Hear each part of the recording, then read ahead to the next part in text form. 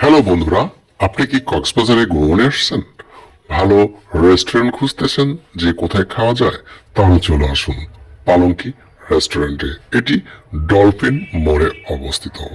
চলে আসছি বন্ধুরা, আমিও এই ডলফিন মোড় অর্থাৎ পালঙ্কি রেস্টুরেন্টে এসে একটার পর এক অর্ডার দিয়ে দিয়েছি চিকেন ফ্রাই, দিয়েছি পাহাড়িয়া মুরগি, দিয়েছি মাছের পাতুরি।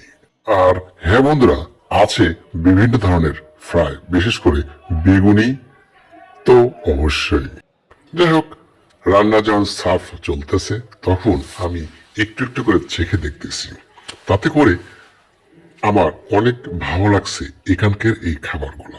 মাছের পাতুরি যখন খুলতেছিলাম তখন যে একটা লোভ লাগতেছে বন্ধুরা, কি বলবো আসলে। ভালো হোটেলের, ভালো রেস্টুরেন্টের খাবারের মান যে ভালো হয় এটা কিন্তু সত্য কথা। খেতে খেতে প্রায় শেষের দিক, যখন শেষের দিক, সেই সময় আমার এই পাতুরিটা খোলার দেরি দেখে আমার কিন্তু মানে লোকটা সামনে রাখতে পারতেছিলাম না। এখন পাতুরিটাও খোলা হচ্ছে এবং খুলতে অনেক টাইম নিচ্ছে। আসলে পাতুরি সেভাবে কখনো খাওয়া হয়নি, এই প্রথম বলা যায় আমি খাচ্ছি।